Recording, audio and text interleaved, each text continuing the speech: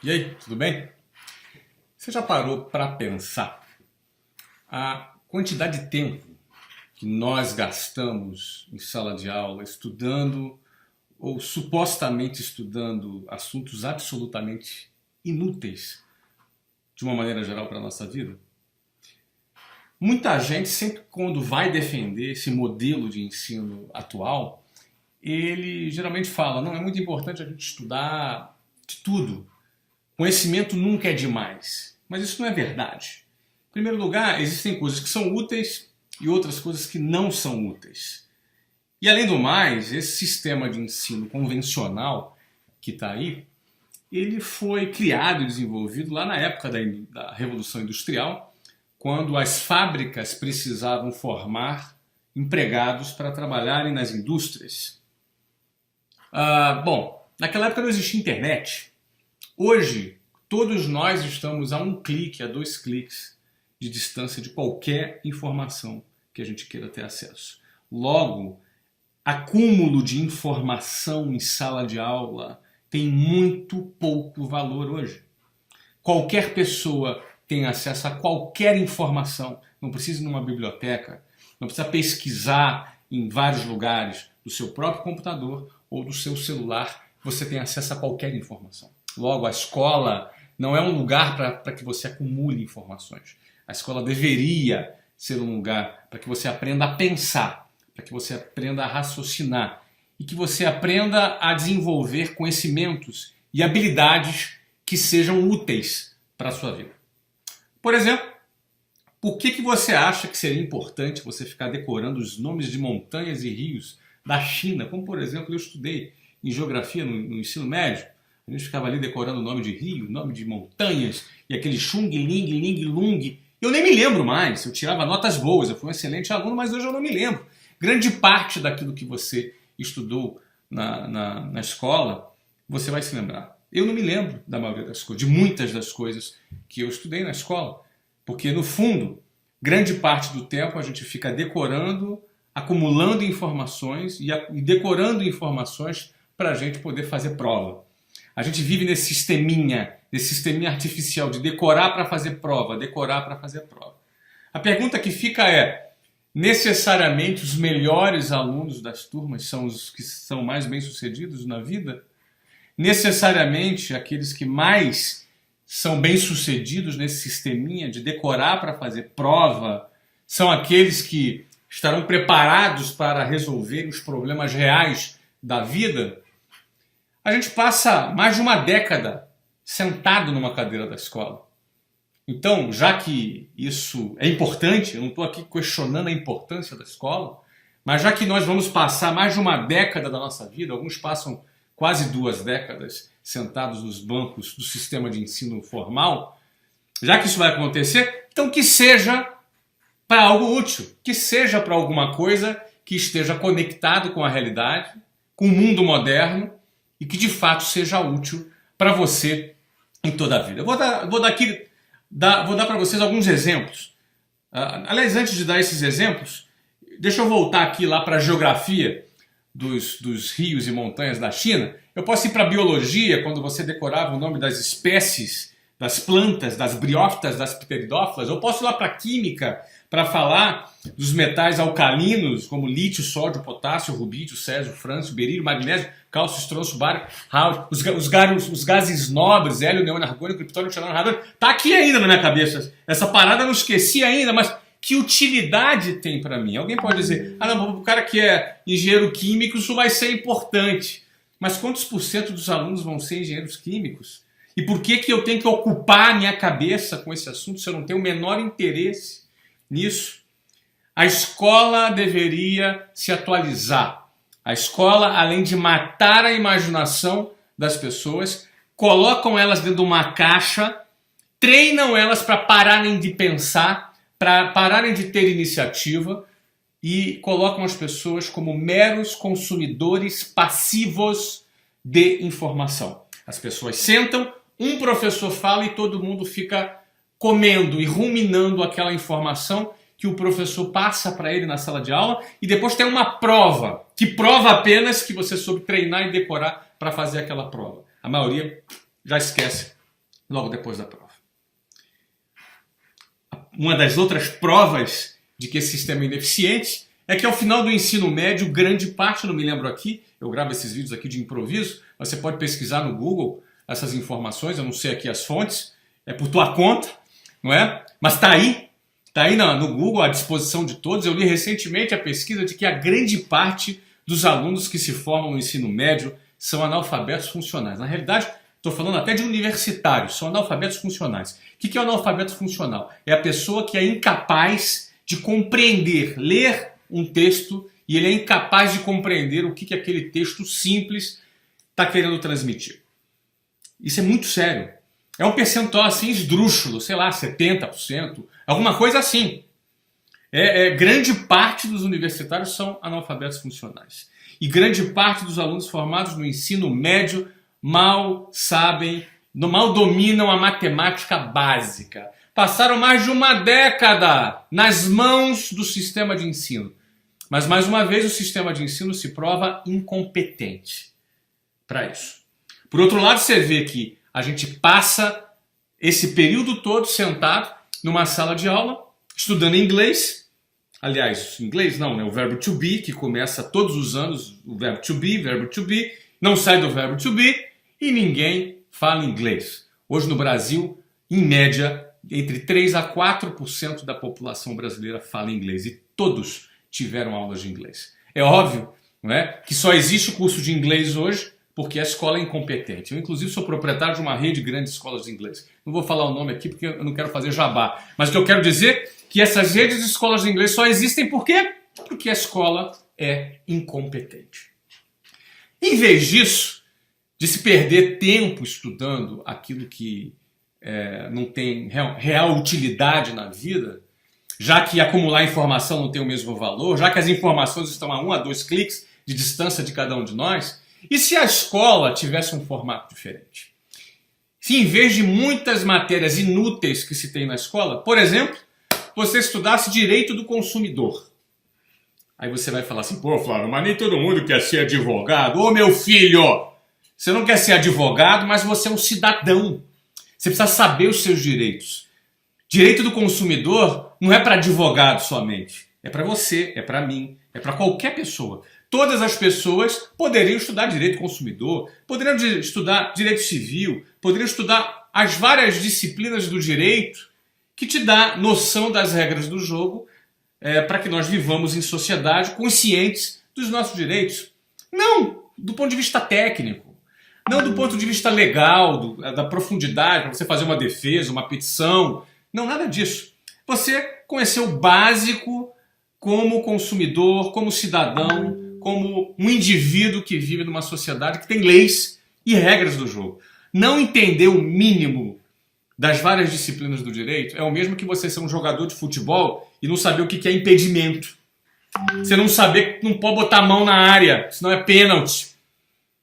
E, infelizmente, nós passamos mais de uma década esquentando a cadeira da escola sem aprender o mínimo das regras do jogo.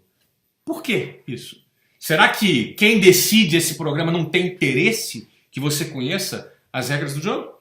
Eu posso desconfiar, porque eu acho uma aberração isso, então eu posso desconfiar disso. Agora, se eu não quero criar nenhuma teoria de conspiração, tome iniciativa, então, para você estudar por sua conta própria. Agora, seria muito mais útil se a escola ensinasse as várias disciplinas do direito, não como, repetindo, não como advogado, mas sim como cidadão, para você conhecer as regras do jogo. Você quer ver uma outra matéria que é fundamental? Educação financeira.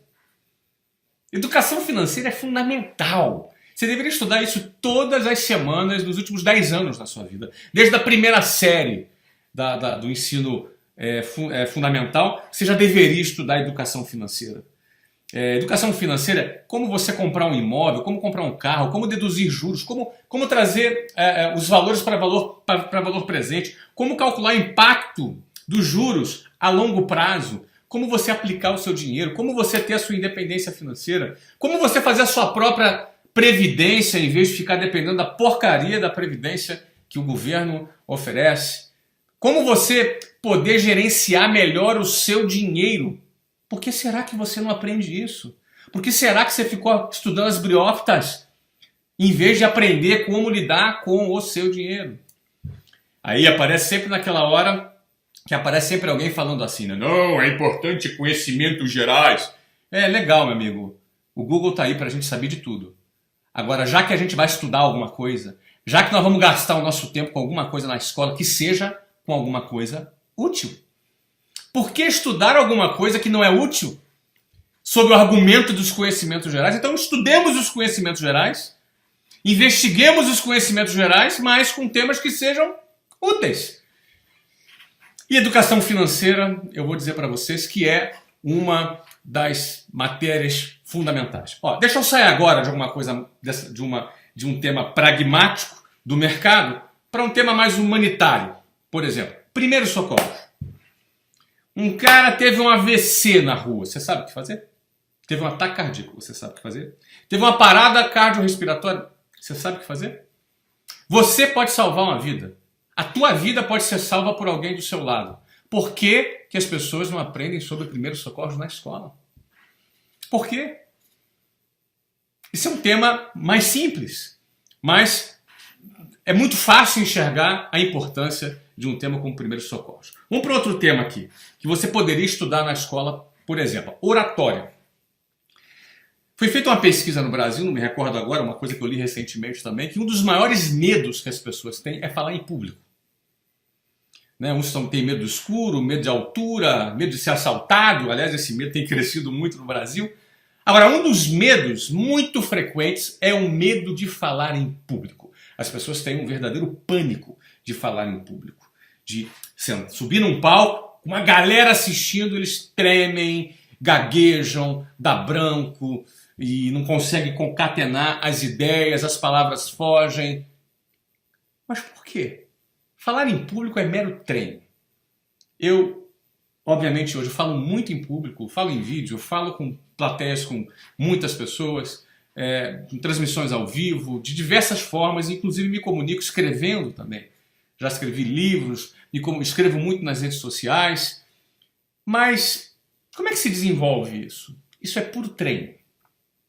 Principalmente a questão da oratória. É puro treino. Mesmo para as pessoas que são pessoas tímidas, é puro treino. Existem técnicas, inclusive, para isso, que podem ser desenvolvidas. Você pode treinar e eu fico me perguntando. Você fica com as nádegas na cadeira da escola por mais de uma década. E por que não existe um treinamento focado no desenvolvimento da sua oratória? Oratória vai ser importantíssimo para a sua vida em várias coisas. Você pode se destacar, você pode assumir cargos de liderança. Você obviamente, numa dinâmica de grupo, você vai se destacar, você vai ser contratado muito mais facilmente. Você pode vender produtos, fazer apresentações de produtos. A oratória é uma ferramenta importantíssima na vida de qualquer profissional que deseja se destacar. E como você passa pela escola sem desenvolver, sem treinar a oratória, não faz sentido. Não faz sentido, porque não tem interesse. Alguém aí não tem interesse em te desenvolver e prefere manter você como um anônimo no meio da multidão? Será que esse é o passo? Bom, vamos passar para a próxima. Outro ponto interessantíssimo que poderia ser ensinado nas escolas desde o início não é inteligência emocional. Acho que inteligência emocional, as pessoas cada vez mais entendem um pouco mais de inteligência emocional. A gente já percebeu que não basta ter QI, que é um coeficiente de inteligência, que é aquela inteligência acadêmica, a sua capacidade de memorizar, a sua capacidade de lembrar das coisas. Isso é bacana, isso é importante também. Mas o seu coeficiente emocional também é fundamental, porque de nada adianta você memorizar bastante as coisas, não é? Mas você desistir na segunda dificuldade. Você ser consumido pela ansiedade. Você ter um vulcão que entra em erupção fora do seu controle dentro de você, sabe? O vulcão das suas emoções que você põe tudo a perder. Não é verdade? As suas emoções são os seus maiores amigos e o pior dos seus inimigos. Porque pelas suas emoções você pode ter inteligência para poder administrar essas emoções a seu favor, ou você ser completamente analfabeto do ponto de vista emocional, a ponto de toda hora colocar tudo a perder, abrir o bocão, falar besteira, ter reações ruins, porque as ações a gente calcula, a gente consegue calcular, eu vou fazer isso e vou fazer aquilo. Agora, muitas vezes as reações a gente não controla. Por quê? Porque é uma questão de falta de controle emocional. Isso poderia ser treinado, isso poderia ser ensinado nas escolas durante mais de uma década que você ficou lá estudando os gases nobres. Você ficou lá resolvendo problemas de simulações, às vezes absurdas. Eu lembro, né, problemas de física com simulações absurdas. Eu sei que isso é importante, mas não seria importante também a inteligência emocional? Fazer parte do seu currículo escolar? Esses são só alguns dos exemplos. Deixa eu dar mais outros aqui, eu estou lendo aqui, ó, produtividade. Pelo amor de Deus! Ser produtivo no seu tempo é você realizar mais no mesmo espaço de tempo. São técnicas, são treinamentos, ó, assistência social. A assistência social é fundamental. A gente fala muito de divisão de renda no Brasil, mas a maior maneira de dividir renda no Brasil não é através de ação governamental. O governo segue outra lógica. Eu e você somos responsáveis por dividir renda. Como, Flávio? Cara, quando eu divido o meu conhecimento com você, eu estou dividindo renda com você. Eu estou te habilitando, eu estou te dando ferramenta para que você realize o seu projeto, para que você cresça na sua carreira e que você... Eu estou te dando uma vara de pescar e estou te ensinando a você a como pescar. Então, dividir conhecimentos, por exemplo, é uma maneira de realizar assistência social. Doar dinheiro, apostar, investir, isso às vezes é uma questão de cultura. Isso é só uma questão de cultura. Isso se aprende. Então, desenvolver uma consciência social, isso está acima de partidos políticos, isso está acima de ideologia política. É uma questão de cidadania pessoal. É uma questão de opção minha e da própria sociedade de que cada pessoa desenvolva a sua consciência social individual. Não, eu não quero... As pessoas têm a tendência a levar isso para o coletivismo apenas. Eu trago isso para a individualidade. Eu quero fazer diferença no mundo. É uma decisão pessoal minha. Isso deveria também ser uma decisão pessoal sua e de cada brasileiro. Isso pode ser ensinado também na escola. E, gente, e por aí vai. O vídeo já está ficando um pouco longo. O último vídeo já ficou muito longo também. Mas, enfim, o mais importante que eu quero fazer você questionar aqui. A quem interessa esse currículo que está aí nas escolas? E aí eu vou dizer para você, isso é regulamentado pelo MEC, a Secretaria de Educação no Brasil, o famoso MEC, estou usando a sigla antiga. É ele quem determina o currículo das escolas. As escolas são obrigadas a seguirem esse currículo. E eu pergunto a você, a quem interessa esse tipo de educação que está aí? A quem interessa? Inclusive isso envolve as escolas privadas também. Eu não quero nem comentar a questão de doutrinação ideológica nas salas de aulas, tanto para a direita quanto para a esquerda. Eu acho que as crianças têm que ser livres para pensar. Elas têm que conhecer todas as alternativas e serem livres para pensar. Eu deixo para você questionar a quem interessa esse currículo escolar defasado, ultrapassado, com matérias absolutamente inúteis, muitas delas inúteis, outras delas com pouca importância, e deixando de lado temas tão importantes como esse que eu acabei de mencionar aqui agora. Eu poderia mencionar muitos outros temas, como programação, e por aí vai. Tem muitos assuntos que poderiam ser ocupados para que seu filho tenha uma educação decente. Por isso eu quero terminar esse vídeo deixando uma frase para você aqui. Eduque o seu filho apesar da escola. A responsabilidade de educar o seu filho é sua, não é da escola e não é do Estado. É você, pai, você, mãe, é minha responsabilidade educar os meus filhos. Eduque o seu filho apesar da escola. Não acredite que só deixar na escola é suficiente, porque não é, é fraco. Esse sistema é fraco. Todo ele, até a universidade, é fraco. Fraco. Estimula o seu filho a pesquisar, a fazer pesquisa própria. Estimula o seu filho a pesquisar na internet as coisas. Desenvolva brincadeiras na sua casa para estimular a oratória, por exemplo. Ele quer comprar um videogame? Então tá legal. Manda ele fazer uma apresentação no PowerPoint para te apresentar por que ele quer videogame. Estimula ele a argumentar, a fazer uma apresentação. E você ajuda ele a usar impostação de voz, body language, eye contact, ou seja, contato visual. São algumas técnicas de oratória. Estimula seu filho a fazer isso. A gente já fez muito aqui em casa, brincadeiras, onde as pessoas tinham que apresentar um tema e a gente dava um prêmio para aquele que fizesse a melhor apresentação. Isso ajuda o quê? Na argumentação, no posicionamento, na oratória. Eduque o seu filho apesar da escola. E outra coisa, hoje em dia o Brasil se tornou o segundo maior consumidor de Ritalina do planeta. Sabe o que é Ritalina? Ritalina é uma droga que é dada para as crianças que são consideradas pela escola hiperativas. Muitos médicos são contra o uso dessa droga e muitos, inclusive, consideram que o diagnóstico de síndrome de atenção por hiperatividade, se não me engano é isso, TDAH, que é a sigla em inglês, síndrome de déficit de atenção por hiperatividade, alguma coisa assim. Muitos desses diagnósticos são dados de forma precipitada, por pura incompetência da escola e omissão dos pais. Pai omisso, mas escola incompetente, manda para psicólogo, psiquiatra que tasca a Ritalina na criança. E é um remédio que causa dependência, e aí você vai ter um filho drogado sem você saber. Você acha que está fazendo o bem para ele e muitas vezes não está. Não estou generalizando aqui. Existem casos de déficit de atenção por hiperatividade. Mas eu vou dizer para você que muitos casos não são.